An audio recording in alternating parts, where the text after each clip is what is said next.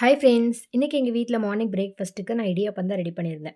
இடியாப்பம் ஒவ்வொருத்தருக்கும் ஒவ்வொரு மாதிரி சாப்பிட பிடிக்கும். சில பேருக்கு தேங்காய் பால் பிடிக்கும், சில பேருக்கு தாளிச்சு சாப்பிட ரொம்ப பிடிக்கும். எனக்கு அதில தேங்காய் பால் ரொம்ப பிடிக்குங்க. உங்களுக்கு என்ன பிடிக்குங்கிறத மறக்காம கமெண்ட்ல சொல்லுங்க. ஆஃப்டர்நூன் இன்னைக்கு பிரேக்ஃபாஸ்ட்டுக்கு கொஞ்சம் சிம்பிளா பண்ணலான்னு சொல்லி நான் பிளான் பண்ணியிருந்தேன். அது வேற எதுவும் இல்லங்க. நம்ம கொங்கு நாடு ஸ்பெஷல் அரிசி பருப்பு சாப்பாடு தான். அது எப்படி பண்றதுன்னு சொல்லி பார்க்கலாம். நான் இன்னைக்கு 1 டம்ளர் அரிசி எடுத்திருந்தேன். அதுக்கு 1/2 டம்ளர் துவரம் பருப்பு கரெக்ட்டா இருக்கும். குக்கர்ல கொஞ்சமா நெய், கொஞ்சமா எண்ணெய் ஆட் பண்ணிக்கலாம். கூடவே கொஞ்சம் கடுகு, கொஞ்சம் ஜீரகம் 10லேருந்து 15 சின்ன வெங்காயத்த கட் பண்ணி உள்ள சேர்த்துக்கலாம். 2 வரமிளகாயும் உள்ள சேர்த்துருக்கேன். ஒரு 5, 6 வெள்ளைப்பூட கட் பண்ணி உள்ள சேர்த்துருக்கேன். 2 தக்காளி உள்ள சேர்த்து நல்லா வதக்கி விட்டுக்கலாம். தேவையான அளவு உப்பு, 1 ஸ்பூன் சாம்பார் தூள், கொஞ்சமா மஞ்சள் அப்புறமா 1க்கு 3ங்கிற ரேஷியோல தண்ணி நம்ம ஆட் பண்ணிக்கலாம். கூடவே கொஞ்சம் பெருங்காயத்தூள் ஆட் பண்ணிட்டு நம்ம எடுத்து வச்சிருக்க அரிசி பருப்பு உள்ள சேர்த்து இப்போ நல்லா கொதிச்சு வந்ததுக்கு அப்புறமா குக்கர் லிட் போட்டு மூடி ஒரு 3 விசில் வச்சு எடுத்துக்கலாம். அவ்வளோதாங்க. நம்மளோட கொங்கு நாடு ஸ்பெஷல் அரிசி பருப்பு சாப்பாடு ரெடி. எனக்கு இந்த ரைஸுக்கு பர்ட்டிகுலரா கர்டும் ஊறுகாய் வச்சு சாப்பிட ரொம்ப பிடிக்குங்க. உங்களுக்கு என்ன பிடிக்குங்கிற மறக்காம கமெண்ட்ல